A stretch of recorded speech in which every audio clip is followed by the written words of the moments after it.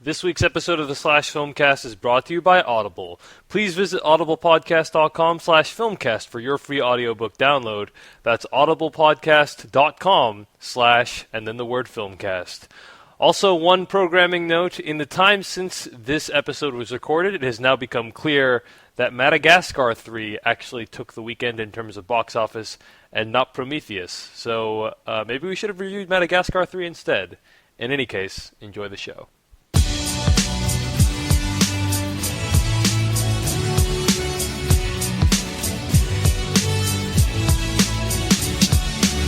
You watch the movies, flicks, tracks for the good, bad. It's the Slash Filmcast for the girls, boys, old, young, and we watch till the last of the credits is done. Hello, everyone, and welcome to the Slash Filmcast, the official podcast of SlashFilm.com. My name is David Chen, and with me are Devindra and Adam Quigley. If you're just tuning in for the first time, you can find all of our episodes at SlashFilmcast.com. You can also email us, let us know what you think of the show at SlashFilmcast@gmail.com. So we were off last week, guys. Sorry to miss you then. But as you know, part of this ongoing transition with Adam and myself, we're moving. I just moved into my new apartment last week. Adam, you were supposed to be moved in by now as well, right? Supposed to have been. But yes, now I'm moving in tomorrow due to some completely avoidable complications. I'm sorry to hear, sir, but hopefully you'll be settled soon. And you'll be living in San Francisco now, right? Berkeley, but yes, around San Francisco area. Very cool. Beautiful area. I actually hope one day to end up there myself, so we'll see what happens with that. But and in the meantime, Adam, you've been sleeping on a couch, I believe? Yeah, it's about the length of my torso. Nice. Yeah, so nice. My legs kind of just dangle off of it.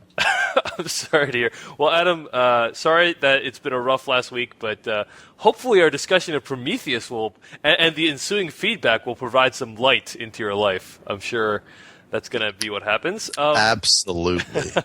In any case, what we're going to be doing today, guys, we'll have a What We've Been Watching segment, and then we're going to dive straight into one of the most polarizing films of the year, Prometheus, but thankfully one of the most successful films of the year, it looks like, in terms of sci-fi rated R films at least. But let's start with what we've been watching. Devindra Hardawar, what have you been watching recently? Well, I got to see Snow White and the Huntsman, the new reimagining of the Snow White mythology in a more realistic world. It's sort of like Snow White meets Lord of the Rings, and there's a fight with a giant troll creature at some point that feels like something right out of Lord of the Rings. So that's a pretty good description of it. This is the first film by Rupert Sanders, a guy who's best known for making some great TV commercials. He did the ODST ad for Halo, and he did quite a few Halo ads too, like some of the best ones, I'd say. So I love his visual sense. I've loved his commercials so far. So I was just really interested to see what he did with this. This film is gorgeous. That's one thing it definitely has going for it. His visual eye is tremendous, and he often frames things in interesting ways, or he plays with lighting in interesting ways that kind of shows off how gorgeous it is. But it does have a few issues with substance. So I've been looking at some reviews.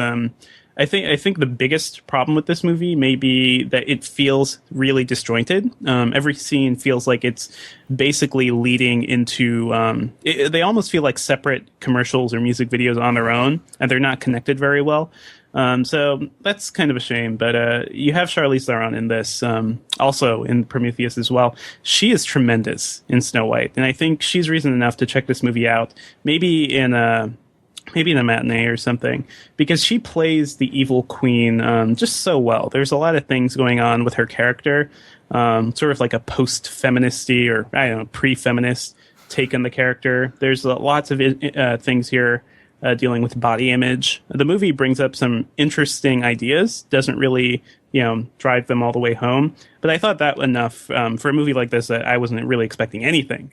I thought that was very interesting. And Theron is just great. It's this scenery-chewing evil witch. Yeah, she's actually more interesting in the film than Case do. Than Kristen Stewart. That's inevitably the problem, I think, with stories like this. Like, the hero is always so pure and so noble, and they're the one that will save the world. Yada yada yada. They don't make any attempt to kind of make that more interesting. So it leaves Charlize Theron's character, who there is something sympathetic about her, and you can kind of understand the way she feels, to be interesting. So I think she's actually the real main character of this movie, and Theron just does a great job with that performance. But beyond that, the other cast is great too. Like Hemsworth, I think, has proven himself as a suitable leading actor, and he's not even in the movie a lot either. Like, it takes a while for him to show up. He's just one of the side dudes. It's really Theron's movie and Kristen Stewart's movie.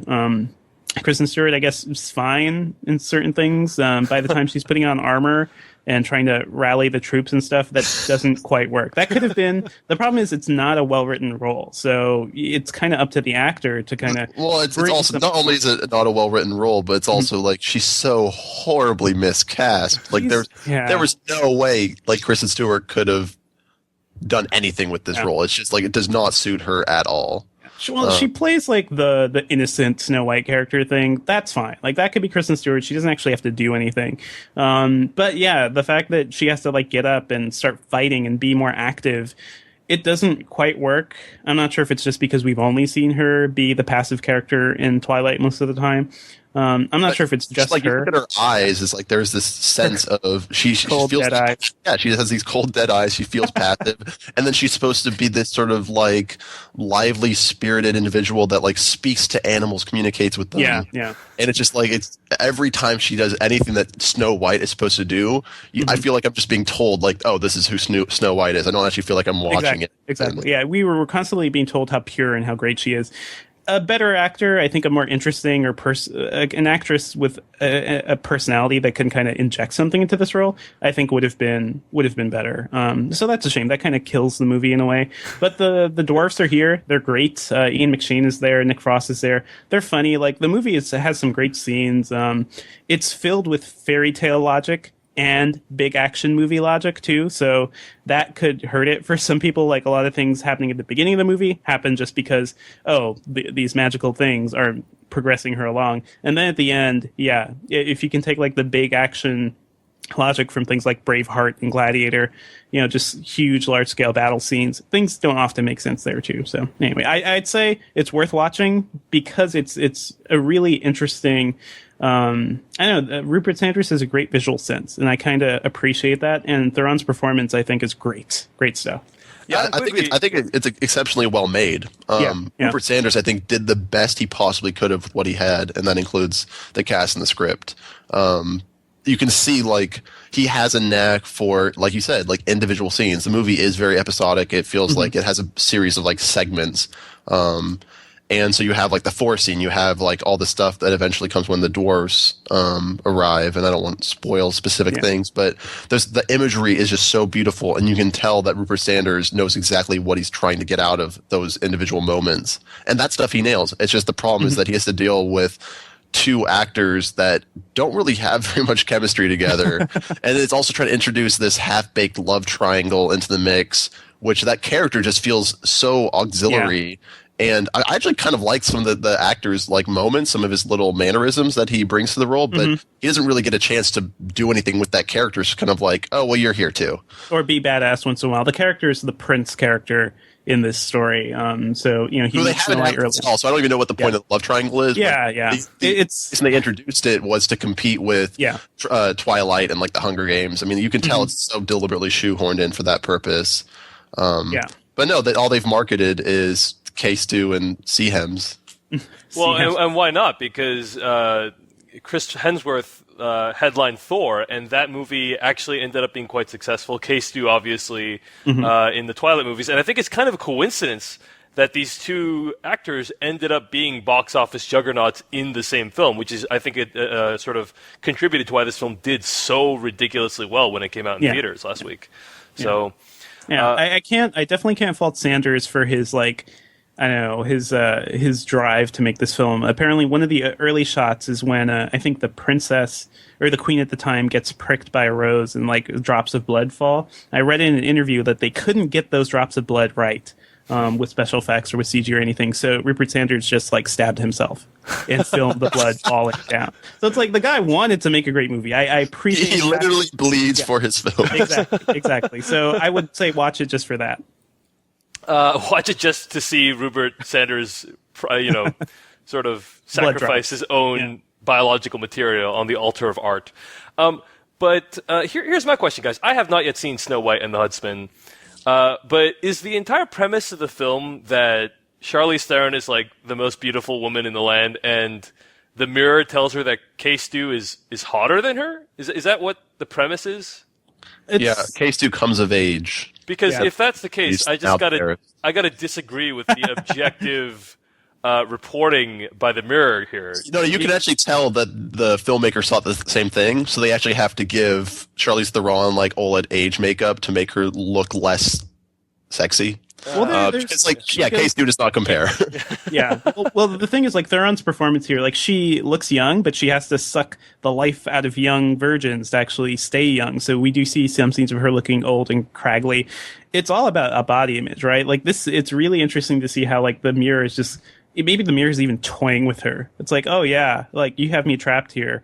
But, this girl is actually so much more hotter than you, And then seeing her, like, just freak out about it. I think that's what it really comes down to, and it's really interesting in that respect. I like thinking that was the motivation. I think you kind of have to read into the film a little bit to get that out of it, but I like where your head's at. All right. Well, that's Snow White and the Huntsman, and it is currently out in theaters right now. Yeah, Charlize having a nice run here with that movie being number one last week, and Prometheus, I think, beat out Madagascar to be... Well, I wouldn't say Prometheus is really great for Charlize Theron, but continue. All right. Well, anyway, box office-wise, Adam, I think she's doing quite well. So let's talk about what I've been watching this week. Got a couple Blu-rays, and just wanted to mention them. I got the Aliens anthology Blu-ray on Devindra's suggestion. This was on sale for $30, and it's no longer on $30 right now. As of this recording, it was like $69 or $68. It is worth it, whatever you pay. Well, I think in the end, it's going to stabilize into something between $30 and $70. But yeah, I just want to say, so I watched Aliens, and it's been so long since I've seen James Cameron's Aliens. It's almost as, like, I remember very little from it. I put a poll out on Twitter as to which version of it I should watch first, the director's cut or the original. And I ended up going with the original because I feel like it's much easier to move from the original to the director's cut than to move from the director's cut to the original. Yeah. Because if you did the latter, you'd always be thinking of what was missing when you're watching the original. And let me just say, first of all, this set is gorgeous. Like, just the packaging and everything, it's like a small book inside of a bigger cardboard case, and it just looks so slick. Devindra, you have this set, right? You agree? I don't have the American set. I bought the UK thing when it was on sale, and it's all region. So I had the movie for a while. So is it like a digit? Do you have like a digipack or something? No, it's a big set, but it's mostly cardboard and just the discs and stuff. I don't have like the a book. It's like a book, and it's like it looks so sweet. Like, when I opened it up, I was like, this looks freaking amazing. I'm glad I have this. But in terms of the movie itself, coincidentally, AV Club released a piece this week about why the director's cut of the film adds nothing and destroys the pacing of Aliens. And I'm kind of curious what your opinion of that is. Watching the movie, the film Aliens is already very long. Like, it's noticeably long, and it's not like a movie like Terminator 2, where I feel like I'm just talking about other Cameron films, where I don't feel how long it is. Like, I'm not, at no point in Terminator 2 am I like, oh man, this is just dragging on. But like for Aliens, I almost felt like it's a little bit too much of a good thing. And so to extend like that movie by 20, 30 minutes, I think, you do want to just stick with the original. That being said, the director's cut is noticeably absent in certain scenes. Like, there's some scenes where I'm like, that's not explained very well. So I think the director's cut does fix a lot of those issues. But, I am happier with the original cut. And let me just say, the movie looks great, and I am so impressed by what they were able to do way back then, what James Cameron was able to pull off. It's like no wonder why this guy went on to make the most successful films in history, because he must have had to been so resourceful to create the special effects that he did. Using some things don't work out, right? Like some of the backdrops later on, when like think the set's on fire, you could tell it looks not great. You can tell it looks on fire, but he did this kind of weird thing where like you almost can't tell where the background ends and the practical set begins. Right. Like, I don't know what that effect is called, but even though you could tell, like, oh, that's clearly a green screen, he still did some cool tricks to kind of blend it in with the practical action that I thought was pretty interesting. It just is hugely impressive as a sort of piece of genre / action entertainment. But you didn't rewatch the original Alien, right? I did not rewatch the original Alien. But let me ask you guys, do you have any opinion on the Aliens director's cut versus original cut? I think I agree with you. Like, it doesn't really add too much with the director's cut. Yeah, it adds a little bit, but it's like, you know, you're sacrificing pace in what is already kind of like a very long movie. So, Adam Quigley, any thoughts on this? Or I have never seen the director's cut. So I don't know. Okay. But anyway, it looks fantastic. I'd highly recommend this set to anyone. And of that set, the Alien disc is actually, I think, the most interesting thing, because this movie was made in 1979, right, guys, and you look at it today, and it looks like it was made last year or something. Like, the cut is that good, the special effects are that great, and I think it ages even better than Aliens because it doesn't have any of those crazy ass like green screen. Yeah, it's things. mostly like, practical effects. You're saying mostly practical effects. It's all lighting. And it still works so well. So definitely see Alien in Blu-ray, maybe before or after you see Prometheus. And I also saw Alien 3 on that set. It is, oh man, I kind of wanted to give that movie a second shot. I was like, oh, it's probably not that bad, right?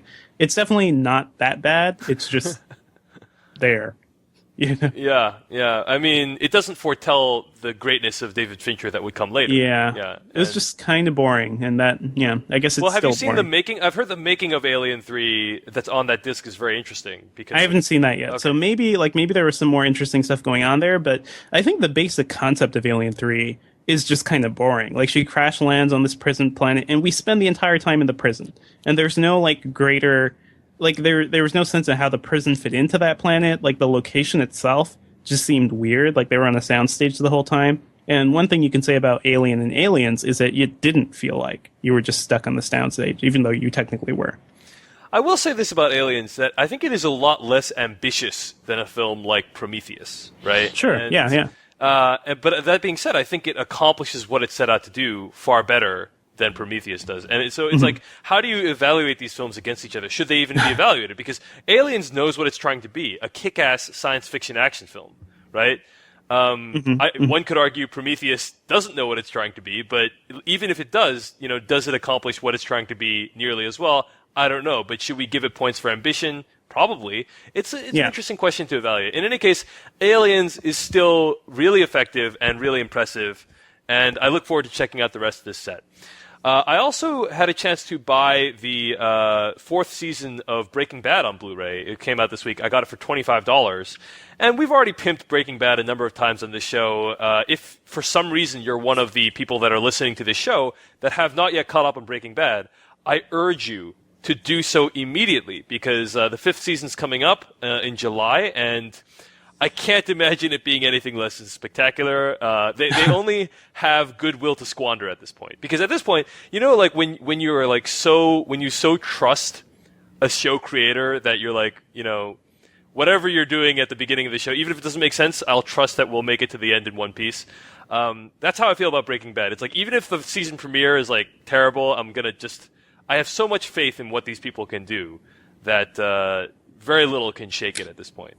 What if the entire first half of the season was terrible and you had to wait another year for the second half? Yeah, that would suck. How would you feel then? I would be like, okay, interesting direction you're going in, but I'm still going to hold out for you guys.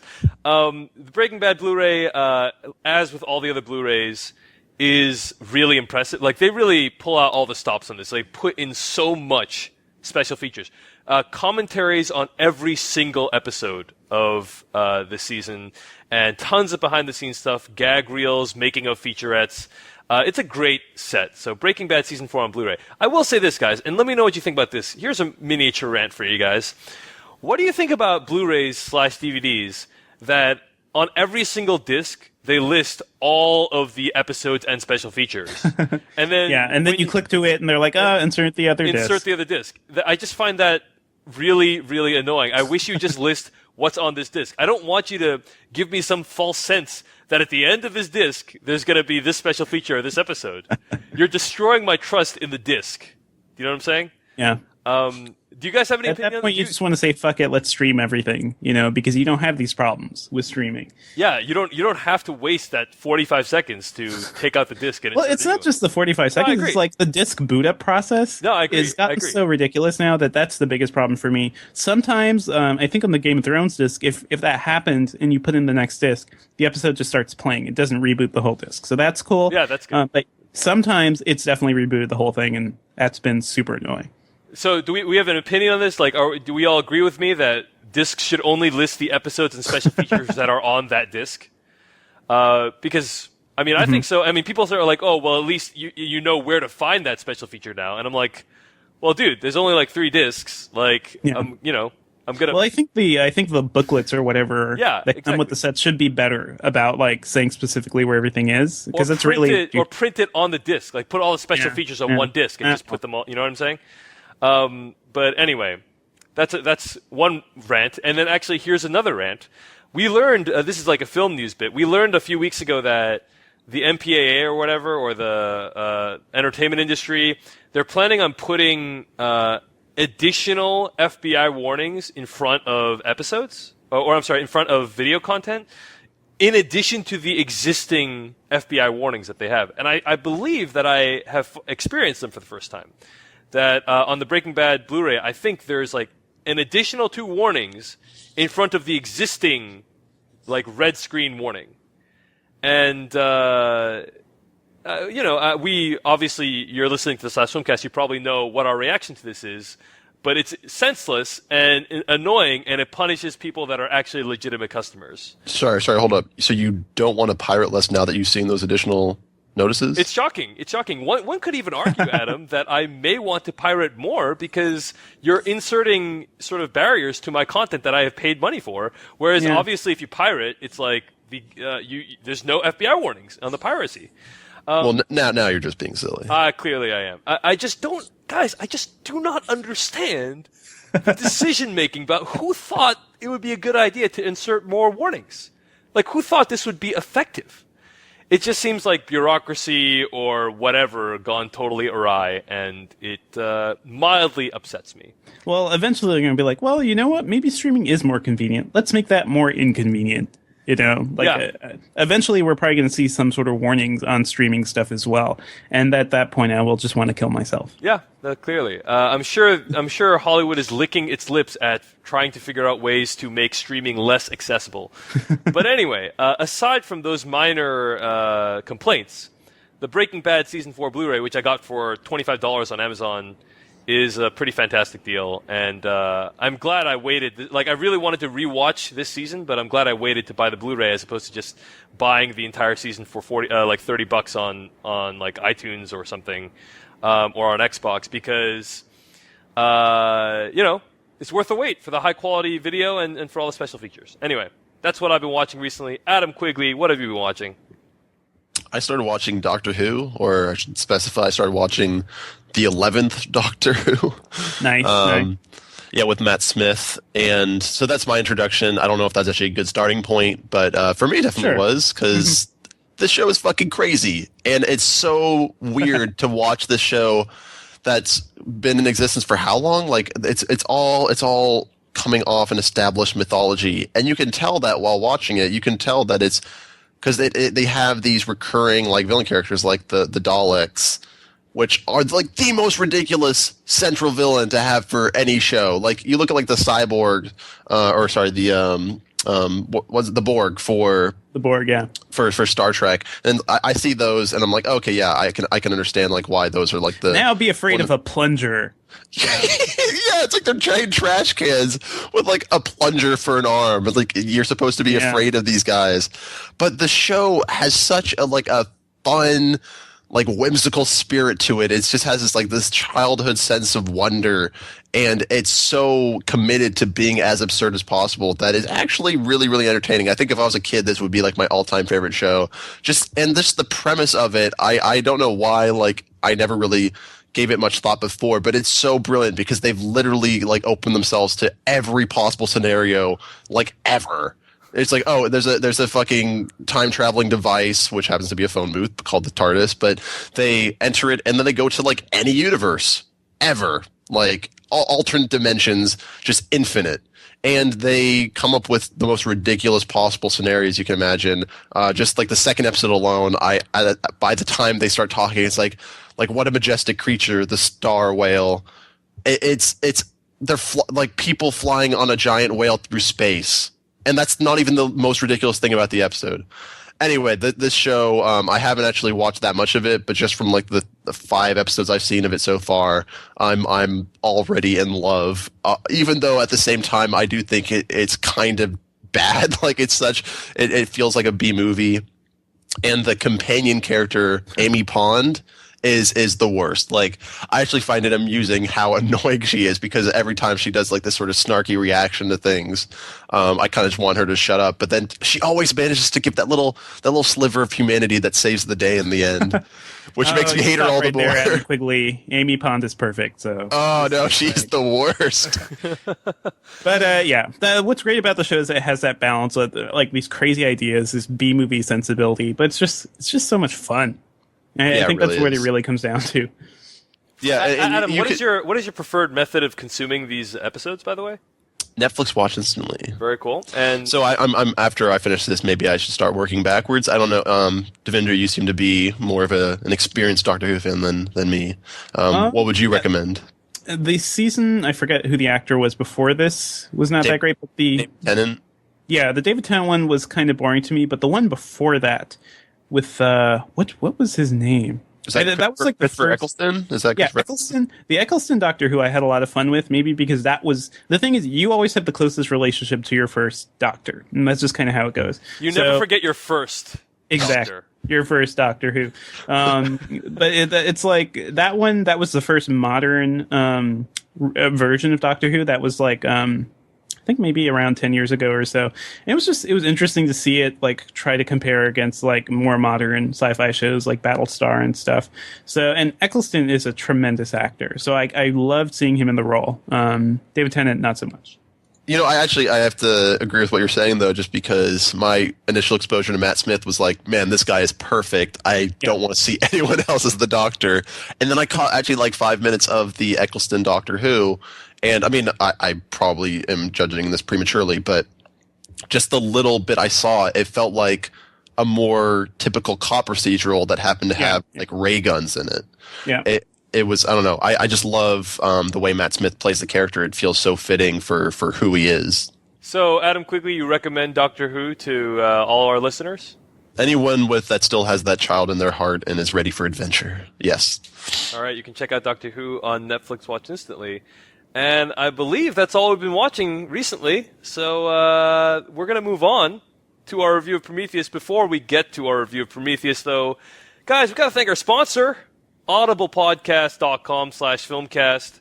Audible is one of the finest purveyors of audio content on the internet with all kinds of stuff, including books, magazines, basically anything that you want to consume. You can have it in audio form at Audible.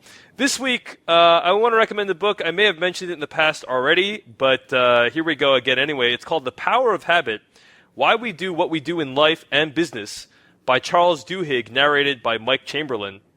If you go to audiblepodcast.com/filmcast, you can get this book and many others for free and keep it even if you decide not to stay with Audible. And here's some excerpts from the publisher's summary of The Power of Habit. A young woman walks into a laboratory. Over the past 2 years, she has transformed almost every aspect of her life.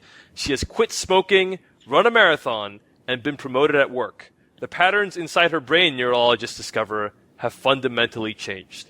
And at its core, The Power of Habit contains an exhilarating argument. The key to exercising regularly, losing weight, raising exceptional children, becoming more productive, building revolutionary companies and social movements, and achieving success is understanding how habits work. Now, Devindra Hardawar, you may have seen this in the news recently about how Charles Duhigg published an excerpt or wrote about this, about how Target is really good at targeting its ads as specific people. And essentially, there's this big story on the news. I don't remember where it broke. It might have been the Wall Street Journal, but the guy who wrote this book, part of the book is about Target, the chain of stores, and how they are able to use your buying habits to pinpoint exactly what sort of stage of life you're going through. And so, for instance, they can tell exactly what trimester a woman is pregnant in based on what she's buying. And it was a situation where they figured out that a woman was pregnant, and they started sending her all this baby stuff. A girl was pregnant. A girl was pregnant, and they started sending her all this baby stuff. And then her father called Target and was like, "What are you doing? Accusing my daughter of being pregnant, blah, blah, blah. How dare you, et cetera, et cetera." And the manager at Target was like, "Oh my gosh, I'm so sorry." And then 2 weeks later, the father calls back and is like, "So I had to talk with my daughter, and let's just say I owe you an apology." It was more, I love the direct quote too. It was like, there were things happening in my household that I was not aware of. Yeah, or something exactly, like that. exactly. And so basically, the headline story was Target figured out that this girl was pregnant before her father figured it out. And it's just the habits that people can use habits for good and for bad, and that by identifying your habits and kind of what informs them and what affects them, you can change your life. That's kind of the message of the book. So seems like a really powerful story. Whether any of us who are reading it have the ability to follow through on its message, whether we have the ability to kick that big meal habit, lose weight, run a marathon, go into training. That's really up to you, but I think this book will help give you some of those tools. So, The Power of Habit, Why We Do What We Do in Life and Business by Charles Duhigg, Duhigg. Check it out. Get it for free at audiblepodcast.com/filmcast. Support Audible. You support the /filmcast. Thank you, guys, and let's move on to our review of Prometheus.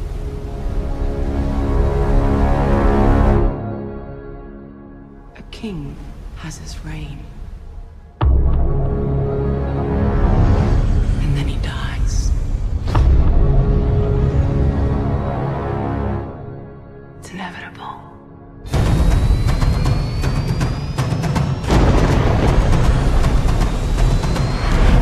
Prometheus has landed. These are ancient civilizations that were separated by centuries, and yet this same pictogram was discovered in every one of them. They're smiling. I think they want us to come and find them.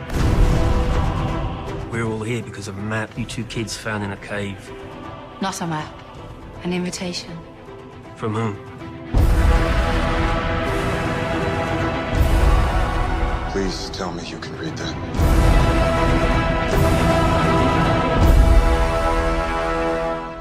That was from the trailer of Prometheus, the newest film by director Ridley Scott. It's out in theaters right now everywhere, and is the spiritual prequel to Ridley Scott's Alien, which was released so long ago.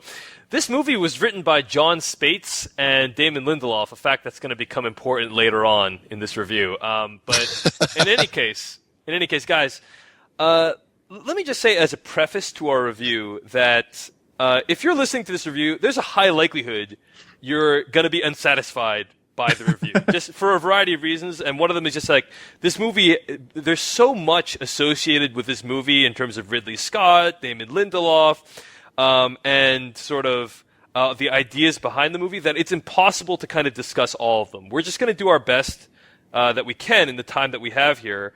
And also, you probably just disagree with our takes on the movie. So just be prepared to be dissatisfied with what we're about to say, and try to be measured in your responses to /filmcast@gmail.com. Or not. All that being said, Devindra Hardwar, your thoughts on Prometheus?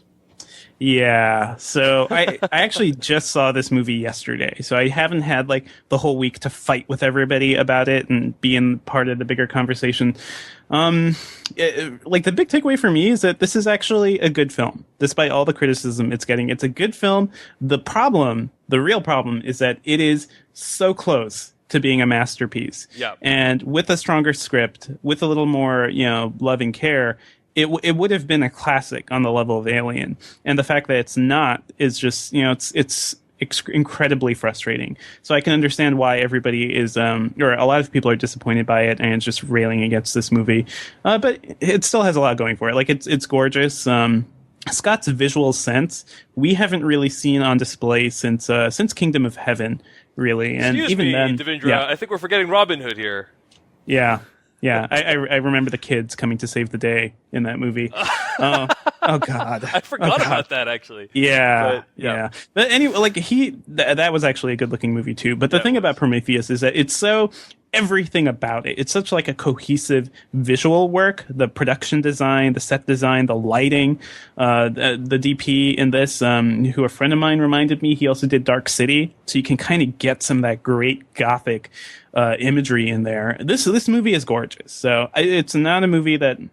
Well, the biggest problem, of course, is the script, and that's what everybody's talking about. Damon Lindelof, is very good at creating mysteries and setting up ideas, very bad at paying them off. And it seems in this movie, either he had no idea what he wanted to do, or they're saving a lot of stuff for the sequels. And that's what just he wanted kind of to a do, shame. or what he wanted to do was bring up a lot of questions and not even come close to answering them. Sure. We can acknowledge that is maybe there is that. That seems to be his tendency. We've talked about J.J. Abrams' idea of the mystery box, right? To have this thing that all the center, all the you bring up the mysteries, and that's kind of what the entire thing revolves around. Whereas Damon Lindelof is more like, hey, here's a box, and that's it. I'm going to walk away from this box now. And that's kind of the biggest problem with the movie. It brings up some interesting ideas. It doesn't really delve into any of them very much, even though there's a ton of space for them to do this. It's dealing with concepts like the origins of humanity, while also trying to be an Alien prequel. It's doing so much, and there's so much potential here too, because it's they have a great cast. I actually like Charlize Theron as as the evil corporate entity in this movie, but just about everyone was great. The thing is, it just wasn't tied together that well plot wise. There are things that happen in this movie inexplicably, and that's one thing I can't really excuse. If you're making a big movie like this, at least connect your set pieces together, at least connect your bigger ideas together, so we have some sort of satisfying ending to this whole thing. So in the end, this ends up being a very pretty movie with some interesting ideas, but that doesn't even really delve into them, and that's a damn shame. I want to bring up a couple things before we go to Adam. Number one is just I do want to at some point, maybe during spoilers, discuss kind of the idea of a movie that leaves you unsatisfied or that doesn't answer the questions, because we have seen movies like this that don't answer the questions or don't resolve things. It's not about just answering everything, right? You can do it. You can set things up and say, oh, I really want to see what's going to happen in the sequel. But in this movie, it just seems like a lot of the things they're setting up, or a lot of the ways things were portrayed, are just dumb. Well, Devindra, I would argue that I don't mind a movie that leaves unanswered questions, so long as the movie can stand on its own, and the characters, that we have the ability to get invested in the characters, for instance, and sense some sort of resolution with the characters. And I'd argue there's a lot of problematic character work in this film that we can get into later. Also, you bring up the idea of the origins of life, and there's a lot of I really don't think it's a spoiler to say that there's a lot of inspiration in this film from the ideas in the book called Chariots of the Gods, which is a 1968 book by Eric von Daniken, and it espouses the concept that humans originated from sort of alien creatures, or that human life and earthly life originated from alien creatures. So that's certainly on display here in a pretty big way. And we've seen this too in other films to a certain degree, like Contact, and what was it, the Mars movie, Mission to Mars? Mission to Mars, yeah. Oh, no, that's not John Carpenter. Sorry. Yeah, I'm thinking of something, but whatever Mission to Mars was. Yeah. No, I agree completely with you. It's not a new concept, but yeah, it definitely is one of the sci-fi sort of touchstones. One other thing, Adam, before we get to you, is just that, I actually really like the sort of conversation that this movie has sparked. It's really this is kind of one of those movies that everyone's talking about, and they're talking about it in interesting ways. And I love that, I love it when people are bringing up all these crazy theories and interpretations and reading it all. Movies like this only come around once every, 3 to 6 months.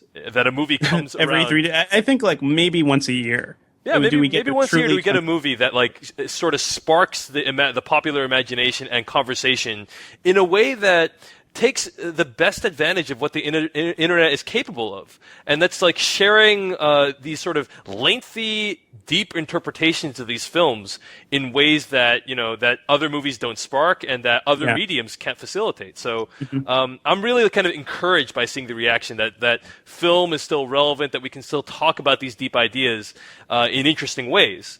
And so for that reason alone, I would recommend people go see Prometheus. That being said, not all of us may have enjoyed it or think it's that deep. Adam Quigley, your thoughts on Prometheus? Oh my god, I was biting my tongue just like every sentence being said. I want to respond to what you just said, David, like that's encouraging to see people respond this way to a film.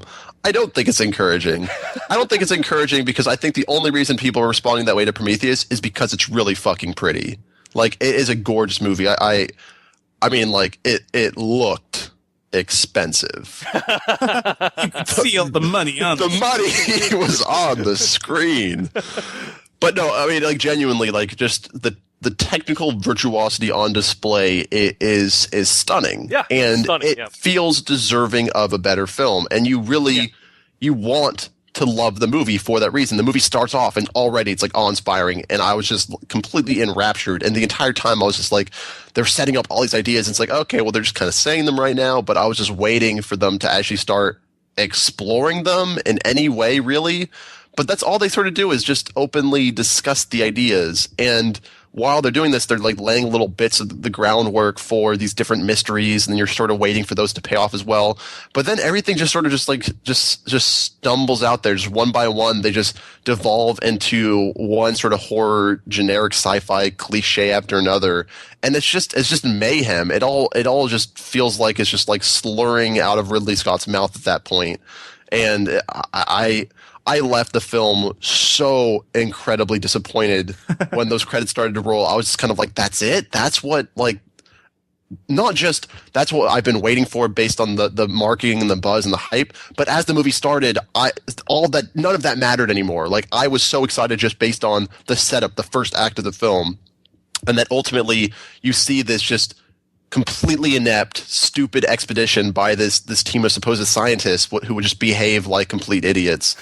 And it just feels like it actually undermines everything it was meant to be setting up. Like, it's supposed to be a semi-prequel to the Alien franchise, but ultimately I just think it takes away from the franchise because it makes it like this was what's responsible for that.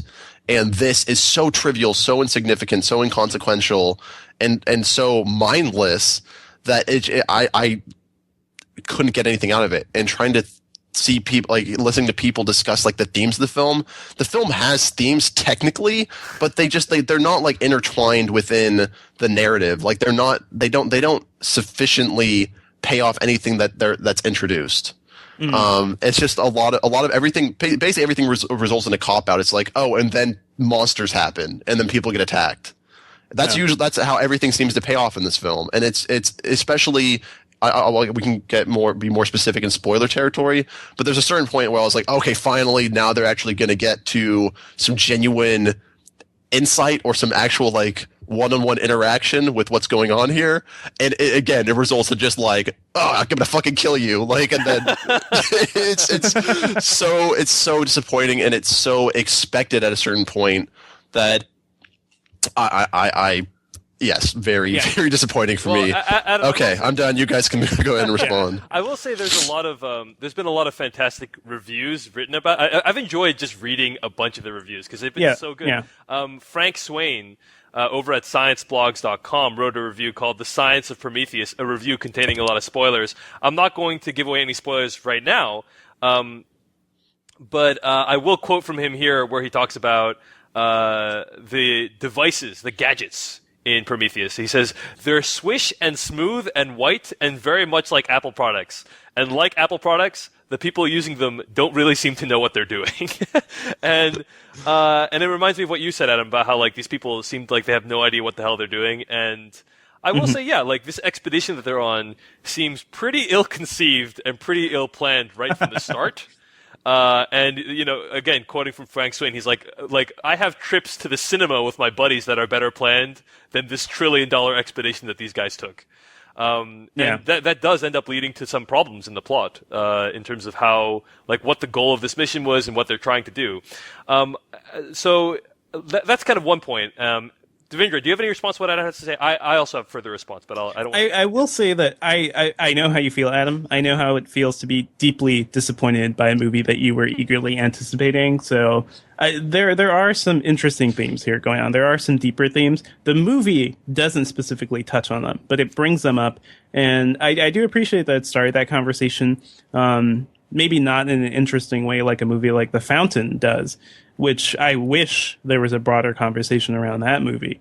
But yeah, it's tough. I feel Adam. I'm just not that impressed with a movie just writing dialogue out that asks questions. I don't think that's any more impressive than just putting it in fucking. I feel you. The thing is, like, I kind of realized the script was a problem initially. Like once they start talking, it's really stilted and people say stupid things. There's like one point where one of the characters, the male scientist declares his love to Numi Rapace, and it just sounds so dumb. It's that sort of thing. Like, you're the most special person in the world, comma, and I love you. It's like stuff like that. Because you needed to add that too, right? To really make it clear. The thing is, like, it's not there. This movie has a lot going on that's just not in the script. Like, I think you could see this as Ridley Scott as a very like visual filmmaker. The set pieces are all portrayed very well, but there's a lot of stuff in the imagery itself that I think is interesting and connects to the other movies, and the broader themes about how, like, you know, we're seeking out our makers and this could lead to something else.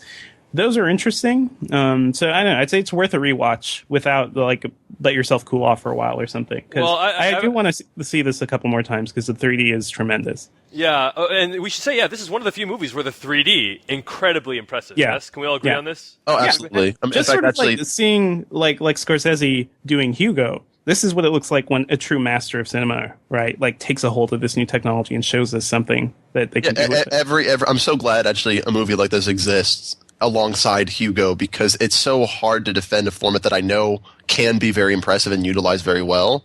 But then you have these exceptions that show, like, this is how it looks when it's done properly. Yeah. And people just dismissing the format outright, I feel like they need to stop dismissing the format and start dismissing the way it's being currently used in Hollywood. Right. Mm-hmm. So really well done 3D, and definitely see it in 3D if you're questioning whether or not you should. Devindra, I think you put this best in your Twitter when you said, the best thing about Prometheus, it proves Ridley Scott still got it. The worst thing, it proves our worst fears about Damon Lindelof.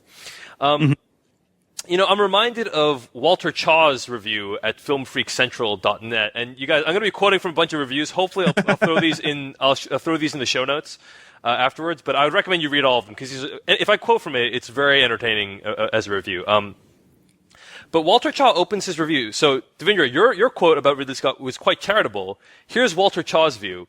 It's time, probably long past time, to admit that Ridley Scott is nothing more or less than Tim Burton, a visual stylist at the mercy of others to offer his hatful of pretty pictures something like depth. And I don't know that there's that much off the mark about that. It's that Ridley Scott, the first 30 minutes of this movie, the setup, guys, frickin' the technology. I mean, I was geeking out. Devindra, were you gegeeking out with, like, I was geeking out over, I love the scope, right? The early shots of this movie were all just like, I don't know if it's a primordial Earth or some other planet, but it is just beautifully shot and kind of painting, I don't know, like, if it's asking questions of creation, it's sort of showing nature in a really interesting way too. Well, just the technology too, like the holograms and like the sort of vision of the future that it offers. Even though this is set before Alien and Aliens. Yes, even though it has more advanced technology, that it's the Phantom Menace thing all over again. Yeah. But like when the geologist or whatever has that device that like does the auto mapping of the cave. And he like throws it up in the air. I was just like, "This is so cool." I was ready. And then the holograph of it actually taking shape was. Oh my gosh, amazing! Yeah. So it's like so much cool stuff in this movie. And Adam, like you, I was totally on board with this movie. For the setup is really, I think, well done, despite the fact that the expedition seems to be really poorly planned. Especially since your first like real introduction to a character. I mean, I would argue your first real introduction to a character is as David, the android played by Michael Fassbender, and everything with him, and just like that his little opening. I thought that was magnificently. And can we just get this out of the way? Let's get this out of the way. Everyone's been saying it, but Michael Fassbender, awesome as the android David in this movie. I mean, yeah. Okay, everyone said it a bunch of times. We also think so. I just don't want to dwell too much on it because it's already been said like a gajillion times. But he's clearly the standout. That's why. Yeah, that's why it's talking about, because like you walk away from the film and it's like, well, Michael Fassbender was fucking awesome in that. Yeah, he was great. He's great. Yeah. I mean, the movie is worth. I think the movie is worth seeing for a lot of reasons. Ridley Scott's direction, the production / art design, and Michael Fassbender's performance. Like for those reasons alone, you should go see the 3D. For those reasons alone, you should go see this movie.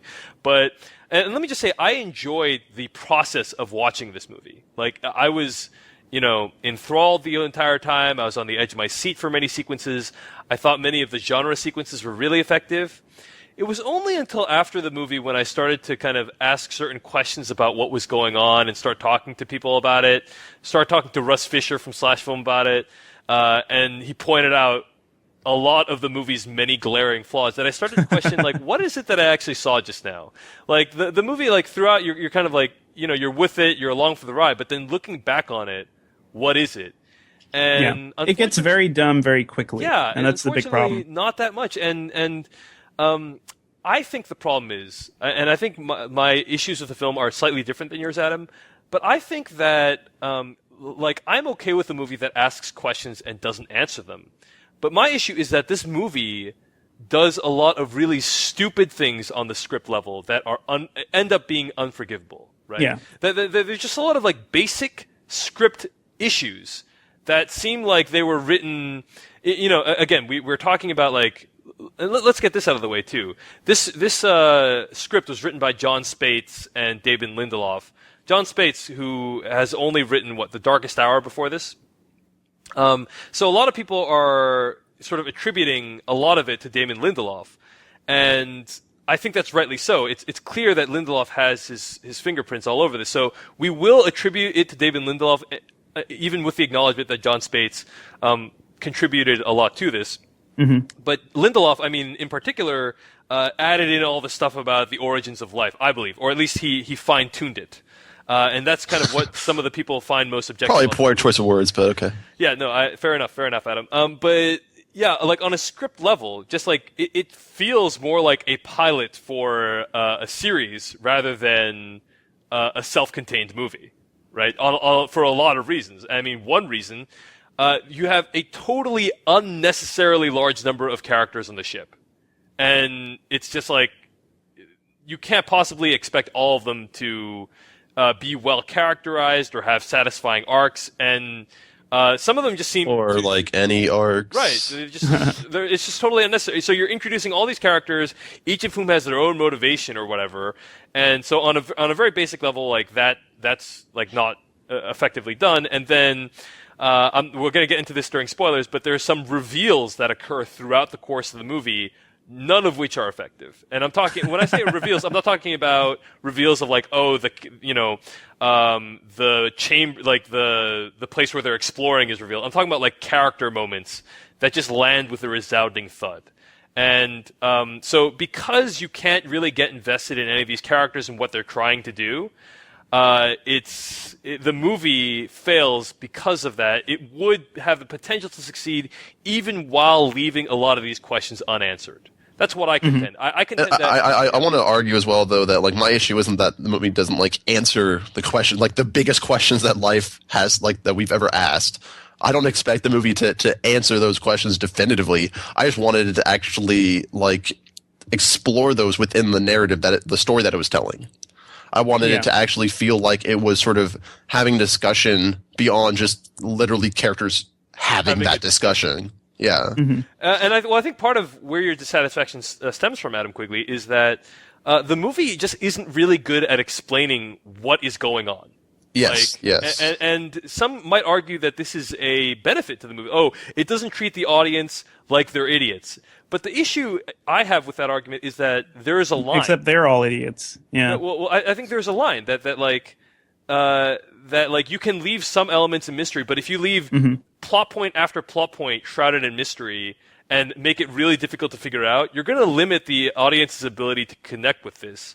And you sort of call into question your own ability to craft a narrative that makes sense. And I think that's kind of my position on it, is that there's just too many plot points that are not explained. And again, we understand there's interpretations and there's explanations, but I think there's you have to strike a balance between leaving some things for the audience to figure out and explaining things just straight up because they don't make any sense if you don't have an explanation. Yeah, and I would actually argue that you are treating the audience like they're idiots, because you're basically saying like, well, I as the writer, like, I don't have to connect any of these dots. Right. Like, you can go ahead and try to make sense of it. And if you don't, well, then clearly you're not a sophisticated film goer. It's just sloppy storytelling. Yeah, I agree. So, I think that's kind of just my general thoughts on the movie. And I think that's all of our general thoughts on the movie. Do we have anything else to say before we move into spoilers? I think there's a lot more to discuss in spoilers, but I think who did the score? Mark Streitenfeld, I think, who Ridley Scott's been tapping for all of his recent stuff. I've actually really liked his work, and his Robin Hood score is a really interesting listen. So I like that here. Just wanted to say it's. I like that it's not like Hans Zimmer. There is something different going on in his melodies.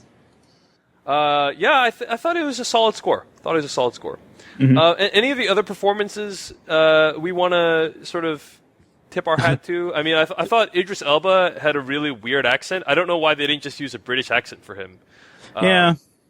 It just he's clearly able to do American accents, as we saw with him as Stringer Bell, but it's just like I didn't really know what he was, I didn't really know what he was trying to do, really.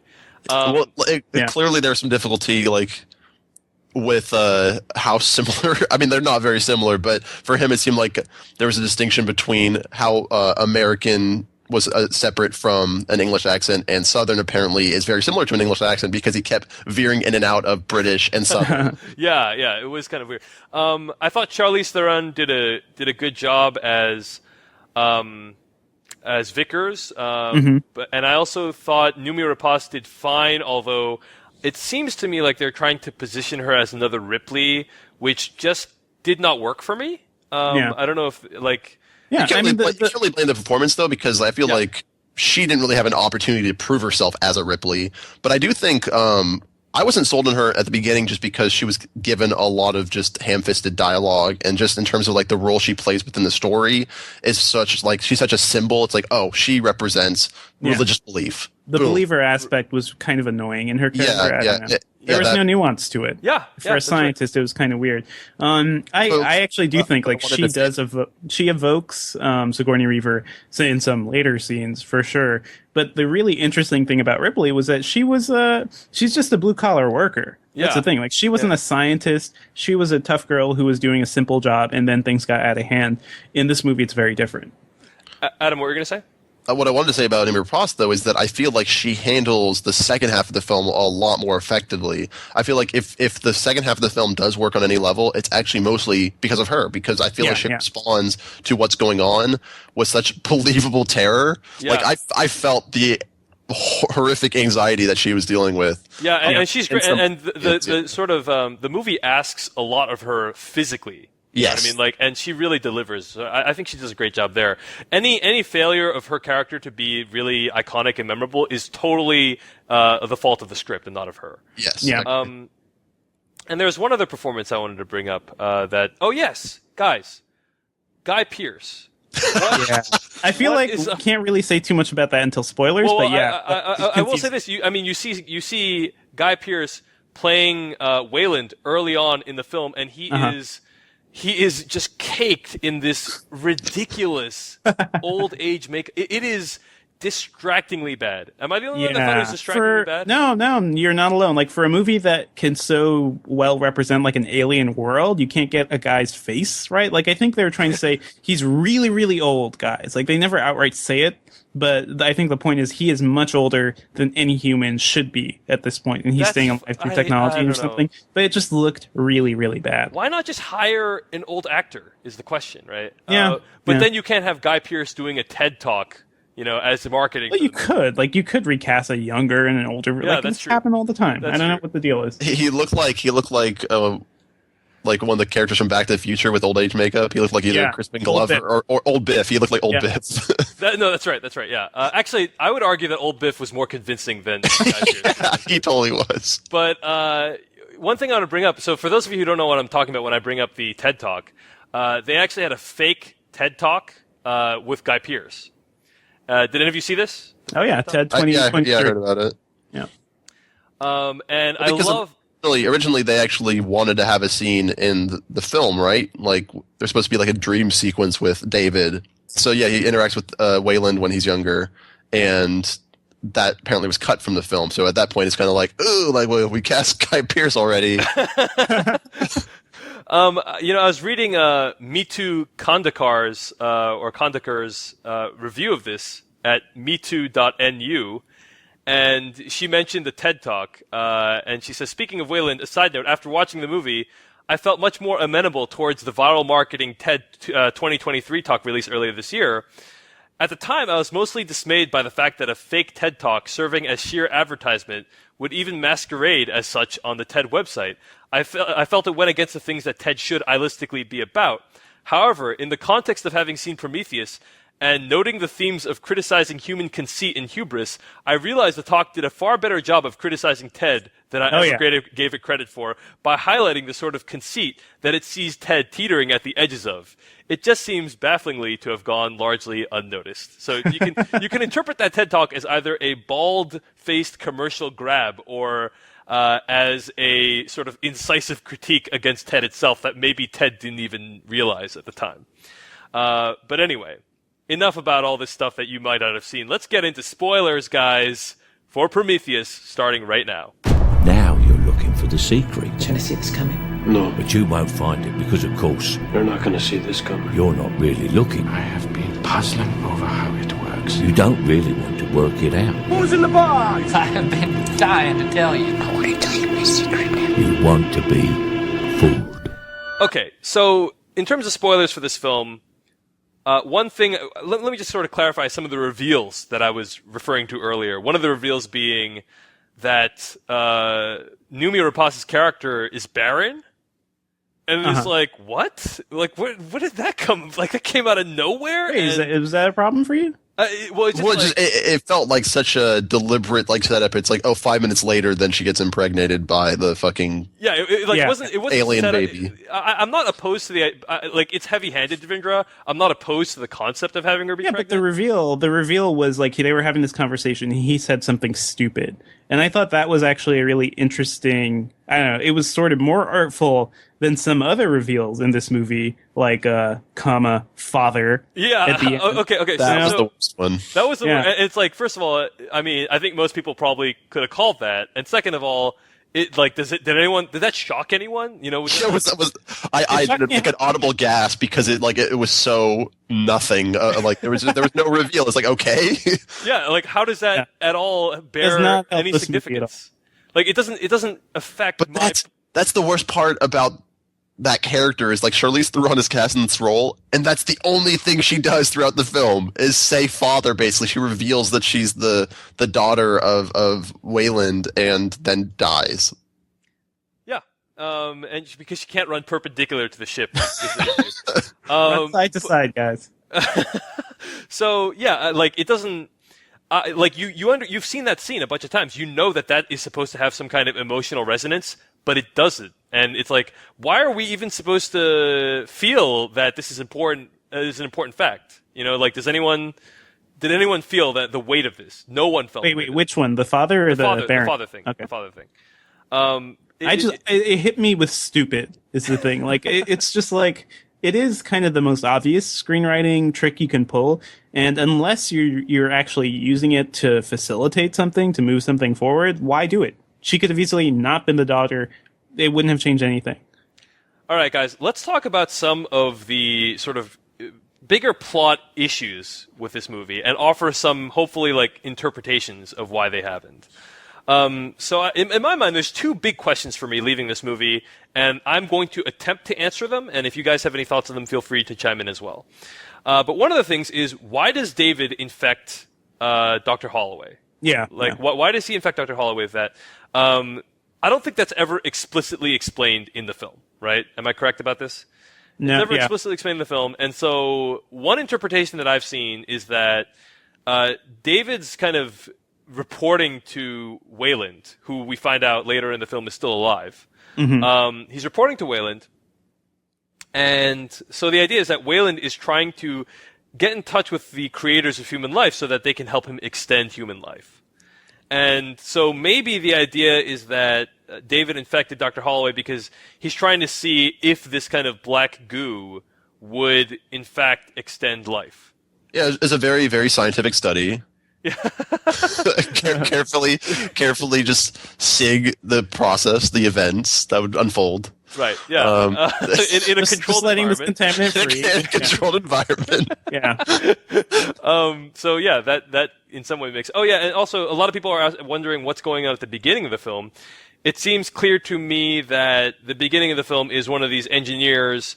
We don't know if he's on Earth or some other planet, drinking this black goo and then seeding the building blocks of life onto that planet, right? Yeah. Are we all... Yeah. Like, it may or may not be Earth, and in fact, Ridley Scott has said it could be any planet. But that these living creatures, they kind of sacrifice themselves in order that life may be created. In that sense, there are a lot of thematic similarities to a movie like The Fountain, Devindra. Yeah. But yeah, so I okay, think that poses them in far more interesting ways. Sure. I think is far more sort of self-contained Yeah, I agree with you completely. For me, like, the bigger problem with the David stuff, because that's when the movie kind of started falling apart for me. It's like this character is doing these things. We know he's an android, so he's programmed to do things. He can't do certain things, or he's not supposed to do things outside of his own programming. But this thing, like, is clearly acting on its own. It has its own needs, wants, and desires, and that just seems weird to me compared to the way the other androids have worked within the series. It's just, I don't know, it doesn't quite work with the understanding of how we've seen creatures like this in other films too. Like, David is definitely one of those, like, crazy robots from a sci-fi movie. He's like the next Hal. You know, there's all sorts of ways to read into him, but very similar to Hal in his tone of voice. Exactly. But his motivations are really unclear, and I don't know why he does what he does. And that's screenwriting 101. Like, you can keep it a mystery, but at least give us something to know why he starts killing people. I've seen some interpretations that say, like, he's kind of rebelling against his own makers. But there's not enough there to go with. It's also a lot more intriguing when it's actually happening than when you sort of the movie kind of ends. Think about it. And then it's like, oh wait, what was he doing? It's like he was just following Wayland's semi-orders, I guess. Like which are never explicated to the audience. I mean, again, it's fine not to explain things. It's fine not to explain everything, but there is a line. I think there's a line. Anyway, and the other big issue is, like, what the hell is going on with these engineers? Like, okay, so they seeded human life, but then when they wake up, they want to kill humans. And then what's going on with this black Like, goo? Immediately and eagerly. Yeah, immediately. Just excited. It's like, woohoo! I'm gonna, like, blow up Earth. Yeah. That's my biggest problem with the movie, right? Because these engineers are so interesting. What are these things? They're sort of like us. Let's talk to one. Let's have a conversation. Let's see what's going on. Like, I don't even need them to explain what they're doing, but let's at least have a conversation with this thing. But no. It wakes up and it goes all sci-fi horror monster on us. Just start punching people.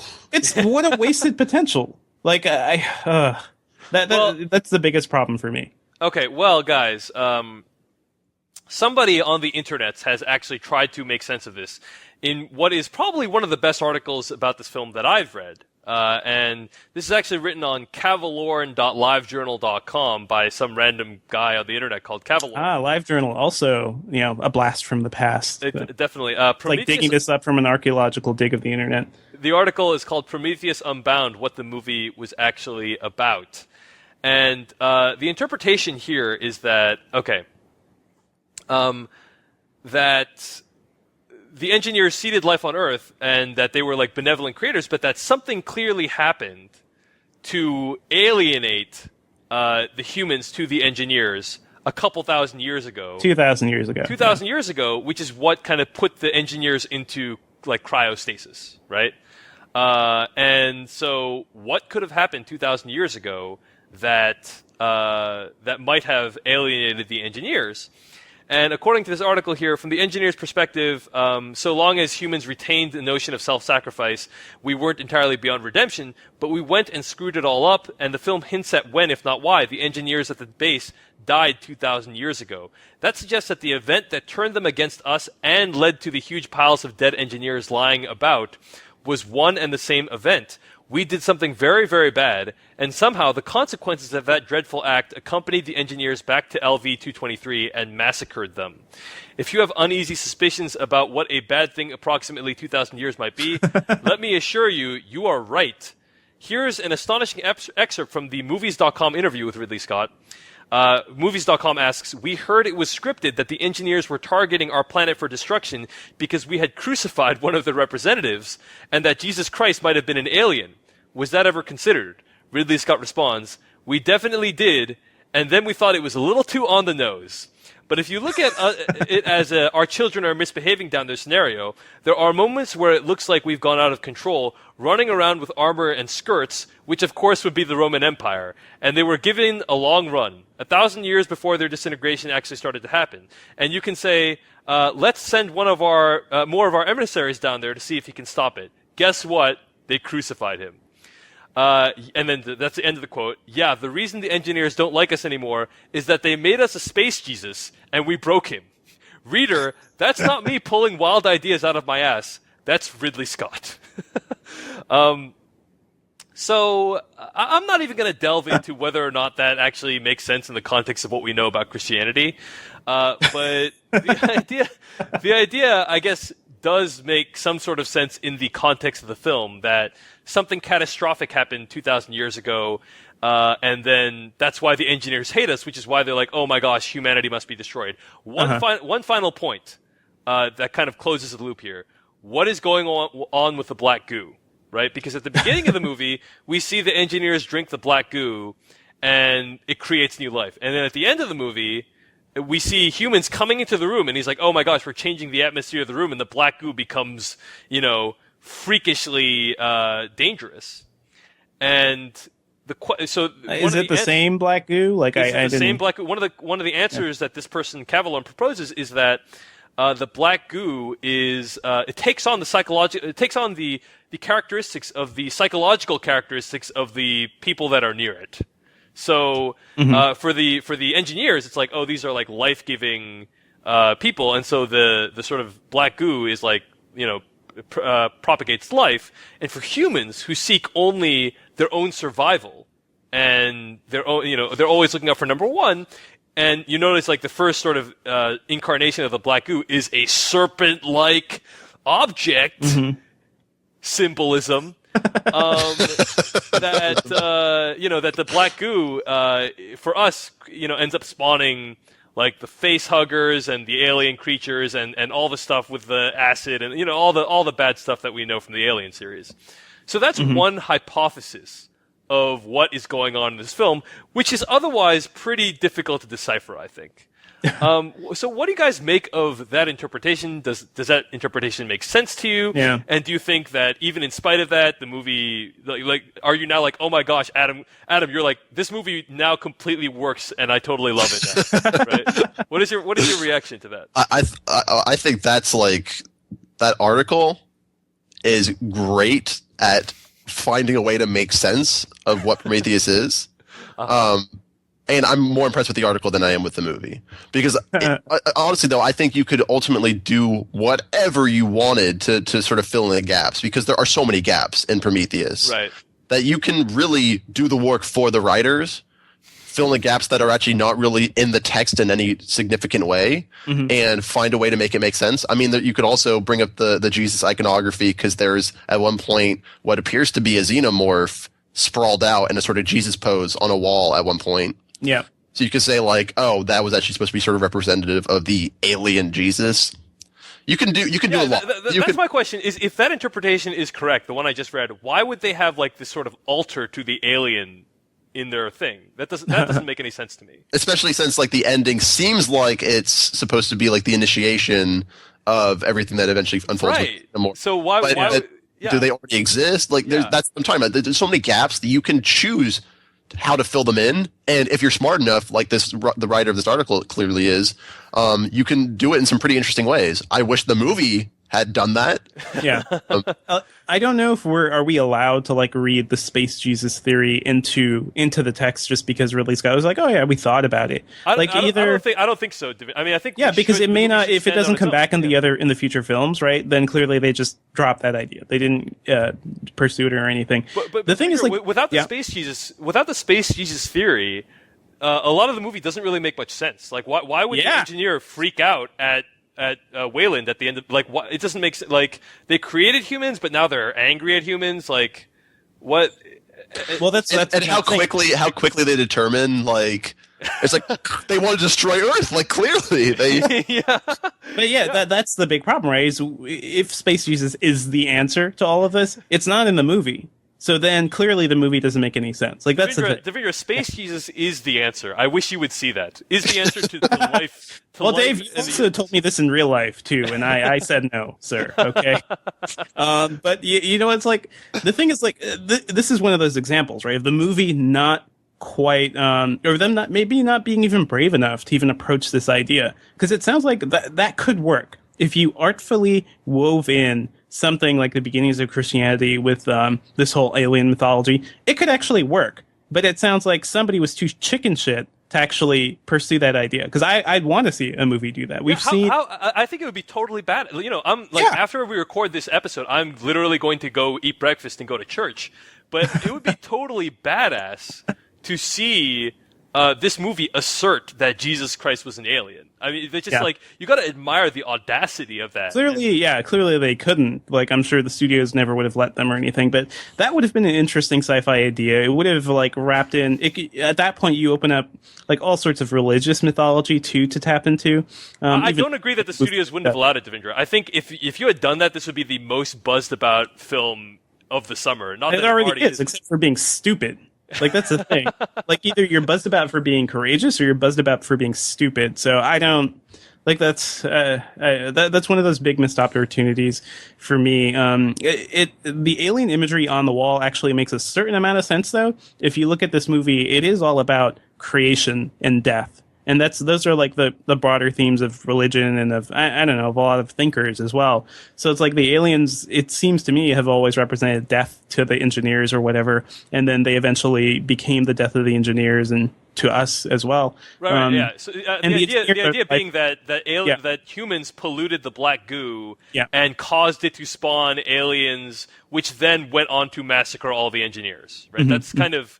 Somehow that, I'm not exactly sure the mechanisms under which that happened, but that happened. But then why build an alternate? Or like just the science behind the black goo substance. Yeah, I just love like how it's like an all-purpose black goo. It really just like, it takes care of like all needs. It can turn people into zombies. It turns worms into just fucking alien snake things. It spawns face huggers. It spawns xenomorphs. It just does whatever you need it to do for any given scene.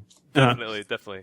I think more maybe with the realization that we'll see is that the black goo itself is some sort of like is the organism. Like the way I was thinking of it was that the black goo, like, clearly this is all around like the goo, like as if this was some sort of like alien race, and this is like their final evolution point. Like, they can go anywhere, they can infect other creatures, they can control things. That was how I was reading much of this. So that made it more interesting to me. But then why does he drink the black goo at the beginning? It's like, Again, I don't know if it's the same goo or not. I am actually going to rewatch this movie because there's some stuff to see.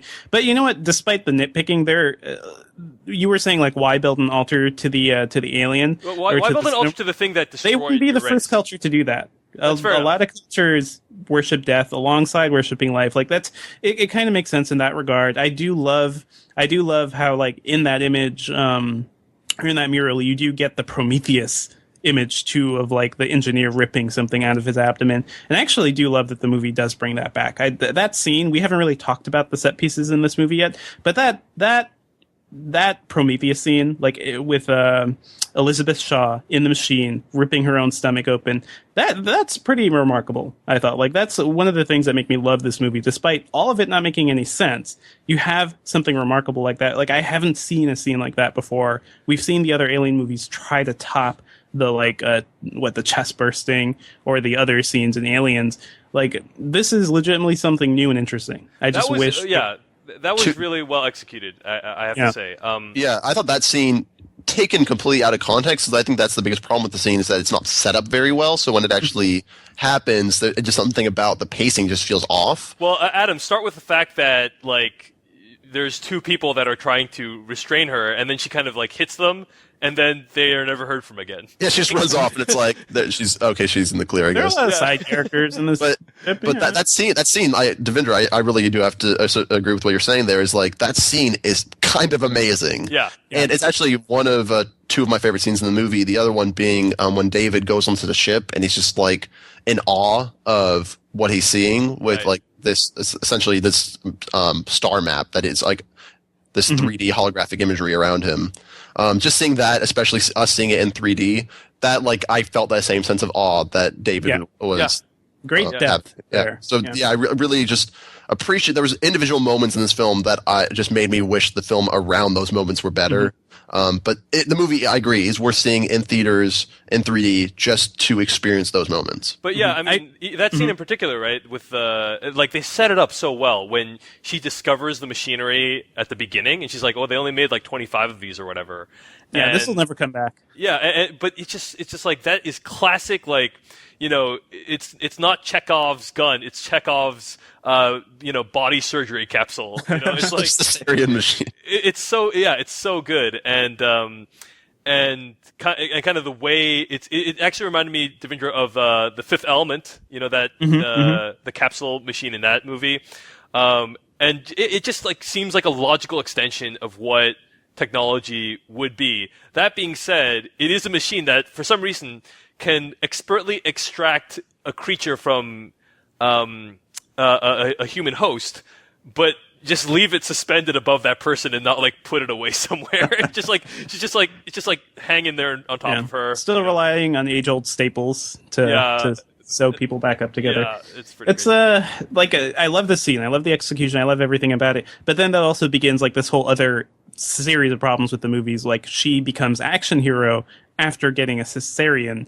You know, so it's like she's jumping around, running vast distances. Does not make any sense. You see her grimace repeatedly, so it you do. But she's doing things in this movie, you know, that even fully capable characters who didn't just have their stomachs ripped open couldn't do. It was funny. It was funny because like okay, there's that part when she goes into the map chamber again, and then she has to run out, and she's like grimacing, and you're like, okay, I still buy this. I still buy this, and then the ship like collapses, and then she's like freaking marathon sprinting, and I'm like, she's okay. jumping, you know. Speaking of she's which, hitting guys, her chest against things as she leaps to catch edges. Yeah.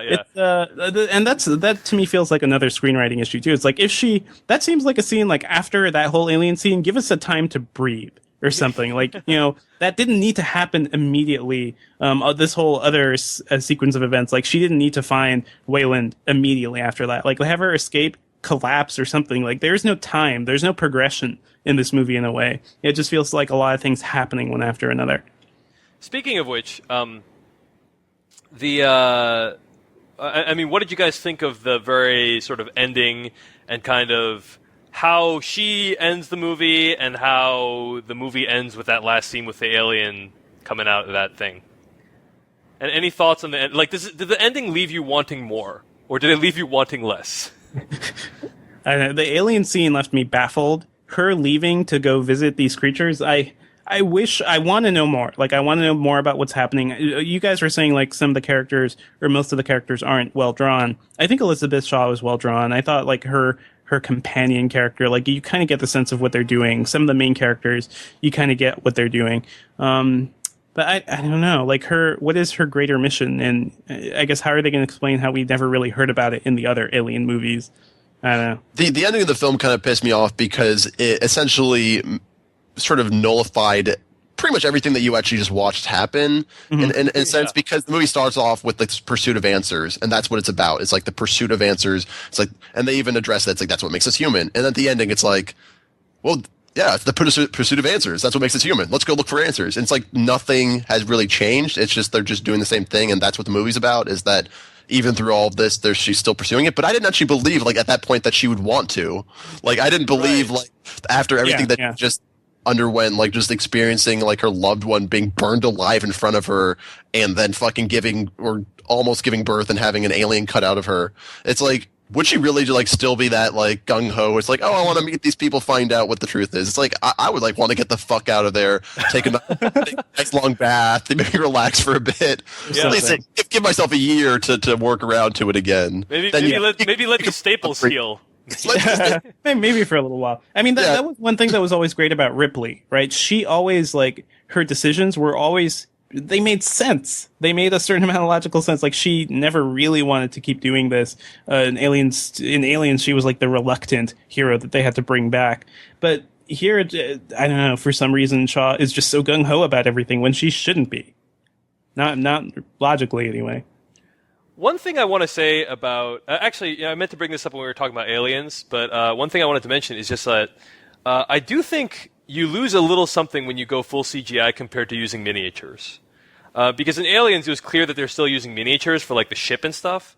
And some of it looked pretty fake, but, like, when the alien ship is flying through... Or, I'm sorry, when the human ship is flying through space, you get a sense of, like, tangibility that you don't in James Cameron's new work with, like, Avatar and the spaceships and that. They all, like, looked... No, at no point do you believe that's actually a ship. It just looks like a CGI creation. And to some degree, that's the case here. I mean... And just throwing that out there. That being said, it still looked quite beautiful. Yeah, I don't know. Like, I had no problem with the human ships in space, and the final thing of, like, the alien ship getting up, like, and the whole collapse thing. I thought that worked pretty well. You could have never done that with miniatures. Yeah, fair enough. Speaking of which, can we say something about the marketing of this film and how ridiculous it was? That the trailer gave away stuff that happened in the climax of the film. And also, there's a poster for Prometheus, an international poster, that actually shows... Are you talking about the actual, like, the poster that just shows a giant explosion of the two ships colliding into each other? It shows that explosion, and then there's people in that image that are dead at that point in the film. So it makes no sense. Like it's like you're giving away a huge climax of the movie. You're giving away a huge climax for a movie that, in my opinion, has a bunch of money shots anyway. Like, that you don't need to give that away. Although that is the most spectacular set piece, but you don't need to give that away. And then you have a poster that makes absolutely no sense. It just... a lot of people were complaining how much this trailer gave away and how much this marketing campaign gave away, and I agree. I avoided all the trailers until I saw the movie, and when I saw the trailer, I was shocked at how much it gave away. I don't know, Dave. You always say that now because you've been avoiding all the trailers. I've watched all the marketing. Like, there wasn't anything as bad here as, like, seeing what Hulk and Iron Man and Avengers in that one trailer. Like, there are some times where you can should just show one image, which kind of ruins the emotional impact of something. But I know the initial Prometheus teaser was masterful. The initial Prometheus teaser that was good. Fantastic. The other trailers, they eventually started showing more, but nothing ever, like, I don't know, nothing totally spoiled the movie for me, and definitely didn't factor into my, like, decision making while watching it. Fair enough. Any other thoughts on this movie? Again, as I mentioned, there's probably a ton of stuff that we're leaving out because we can't get to it all today. But are there any other thoughts on Prometheus before we wrap things up for today, guys? Anything we didn't get to? I feel like we should have. You already brought up the fact the final shot of the film, it's like the birth of a xenomorph. Yeah. I feel like we should address that. Like, we should. I don't know. Like, I just feel like it needs to be talked about, and apparently people are fine with it. I am not. Explain. I just don't like that. This entire franchise. I mean, like, there was something so interesting actually about the ambiguity of this alien species. And I don't mind that they decided that they wanted to expand on the story behind the space jockey and stuff, but then to learn that xenomorphs are essentially spawned by this just general purpose bio goo shit that does like literally everything that you need it to do to make monsters, and it's just like this weird cycle of like alien snake cobra thing to actually wait, sorry, that's actually unrelated. No, it's the fucking worm. Like a worm in the eye. Yeah. It goes further back. First, the guy gets infected, and for some reason, his sperm then becomes a fucking squid alien thing when matched with an embryo turns into just like a fucking weird squid. Then in a matter of hours, it turns into a giant fucking face hugger that grabs onto the albino dudes and bursts a xenomorph. Like, what the fuck is that process? So clearly, Adam, it's black goo combined with human egg and then implanted into engineer is what gave us the alien xenomorph, right? I think that's to sum it up. And then the ridiculousness of that process combined with the fact that they have imagery in the film earlier that looks very much like a xenomorph makes me just like, it just confuses the hell out of me. But like, how did they get the xenomorph earlier if that was the process you had to go through to get to the xenomorph, you're saying? Right. It's just so little of the movie seems like they were even trying to make sense of it, and because it is all so shrouded in mystery, it's like, well, this black goo, it's mysterious black goo. It can do anything. Although, the more we talk about it, the black goo doesn't actually seem that mysterious, right? Because it now makes sense. Like, if it's the same thing in the first scene, what it does is it deconstructs the DNA and kind of helps whatever, just rank or whatever comes in contact with it to like combine with other things. It's this weird, like, I don't know, amorphous thing. And then we see that happening throughout the rest of the film. So it's a way for organisms to combine themselves, because typically, two separate species can't combine their DNA. So that's sort of like what we're seeing, and that seems to be but I think Adam's initial objections are still valid, though. No, they're still totally valid. Just like yeah. It doesn't. Well, the thing is, that part doesn't make much sense. It's the way I see it too. Like, I did think about the potential of seeing the alien there, of like the aliens were there before as well. Like, what if and this is just me like throwing something in. They asked the question, who created the engineers? Like, it's weird how we're going back and back. What if the alien that we're seeing now is just like this sort of like version of something that came before as well? Just looking at the way it's gone through something, the humans, given that how much we're closely related to the engineers.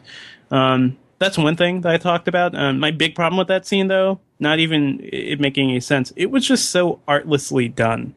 It was just kind of, here's the engineer's body, here's the alien coming out of it, let's zoom in on that, or let's close up on that. It didn't feel like there was anything interesting going on that scene. It just felt like it was a throwaway, almost. I actually thought the opposite. I thought it was awesome, but that's me.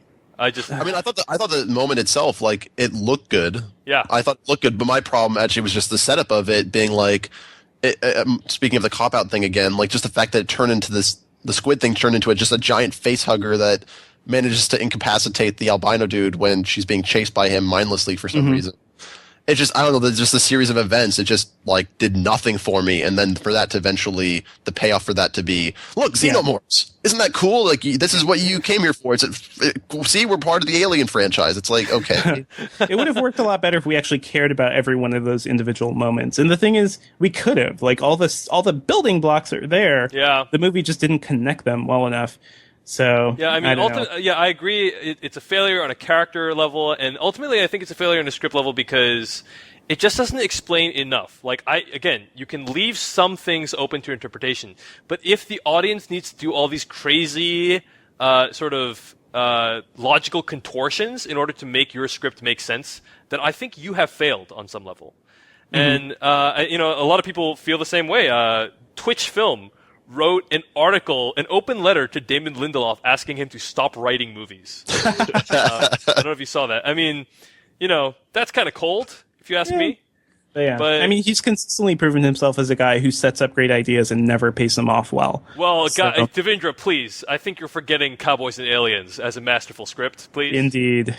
Him and 8 other dudes? Seriously, though, that movie was terrible. And also a failure on a script level as well. So. Yes, very much. It would be. I think it would be irresponsible to push the responsibility for Cowboys and Aliens on Damon Lindelof, because Kurtzman and Orsi were really kind of driving that ship. That was a vicious storm of just like I don't know, mediocre sci-fi writing. Yeah. At least we didn't get Kurtzman and Orsi in this movie, you know. That being said, first of all, Devindra, I actually think Kurtzman and Orsi did a pretty awesome job with Star Trek 1. But speaking of Star Trek, a lot of nerds this weekend are very nervous about Star Trek 2, because Damon Lindelof wrote the screenplay for Star Trek 2. It's already been shot. And it's like, are we going to expect more of this sort of mysticism with no answers crap that we got in Prometheus?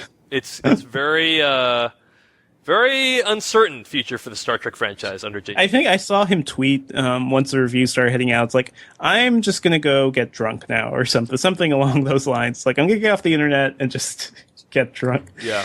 Oh, poor Damon Lindelof. All right, guys. Other closing thoughts. Otherwise, I think we can stick a fork in this one. I'm sure we're going to bring up this movie many, many, many times. One last point I wanted to bring up is, guys, when Ridley Scott's Blade Runner first came out, okay, it's worth remembering, when Ridley Scott's Blade Runner came out, didn't answer all of its questions that it brought up.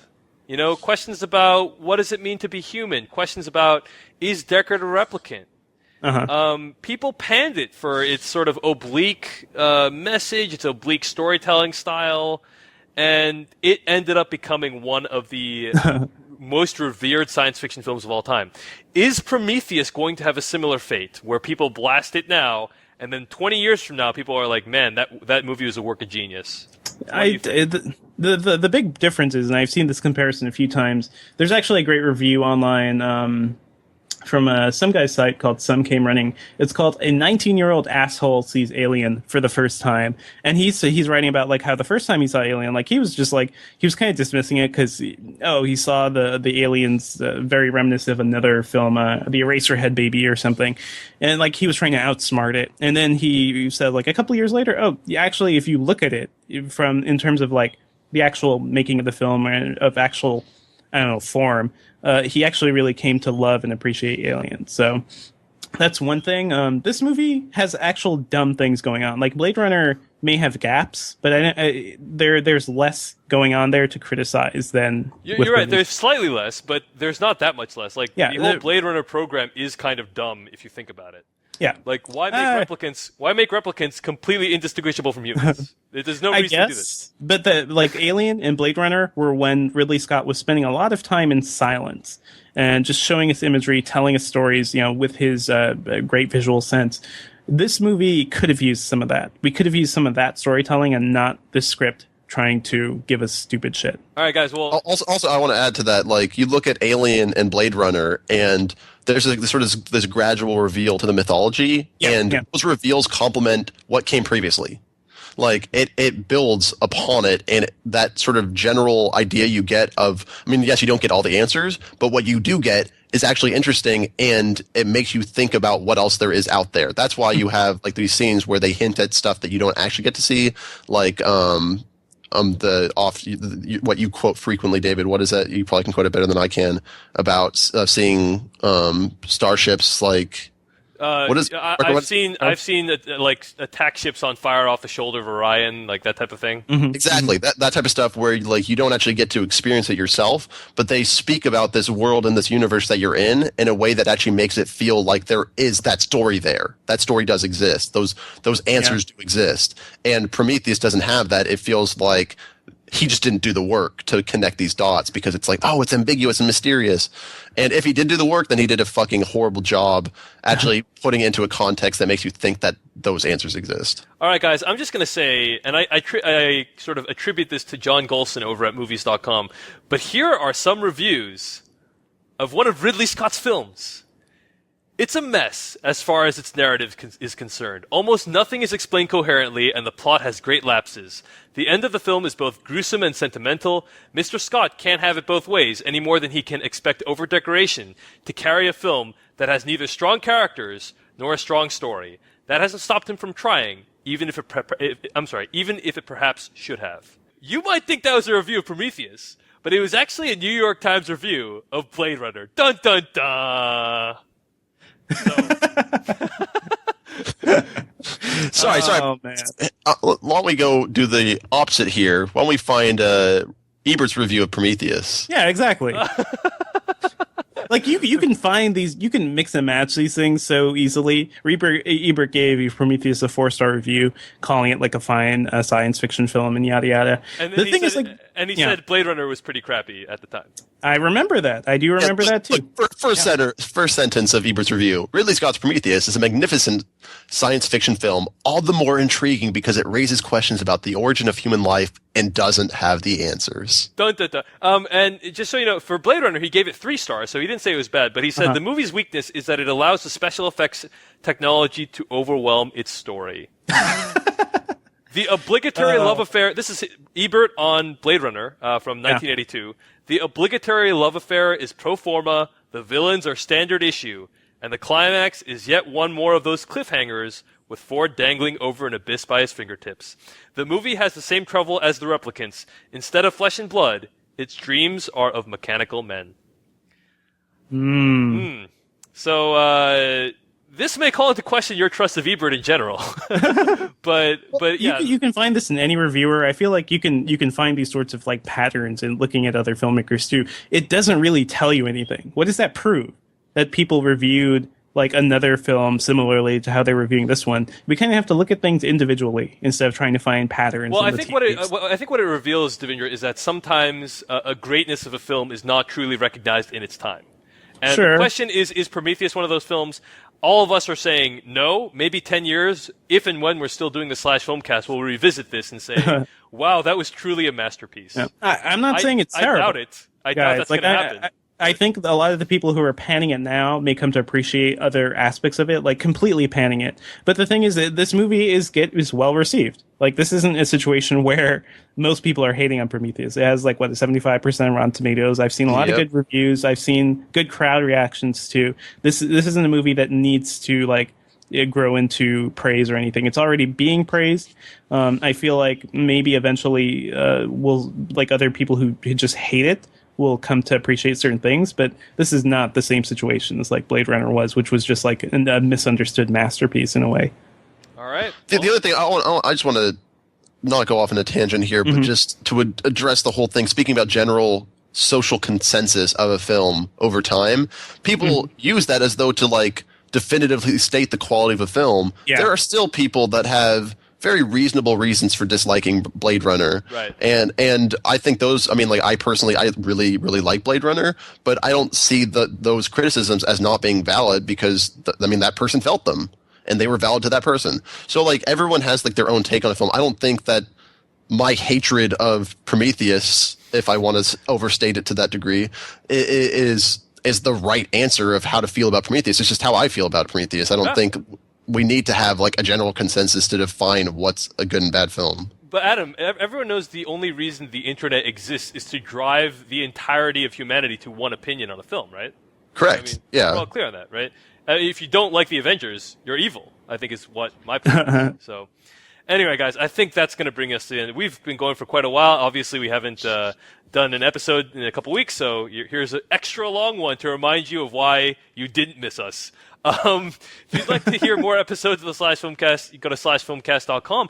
Email us. Give us your interpretations of what was going on with the black goo, why the engineers wanted to kill all of us, etc., at slashfilmcast@gmail.com. Stay tuned to hear what we'll be reviewing next week. In the meantime, Devindra Hardor, where can we find more of your work on the internet this week? I'm on Twitter at twitter.com/Devindra. I write about technology at venturebeat.com. And I podcast about The Legend of Korra at republiccitydispatch.com. Everything else I do is at devindra.org. Adam Quigley. Well, you can enjoy me ranting about Prometheus in written form at slashfilm.com. In a very controversial review. Oh, man, just like the responses were immediate, and there were many of them.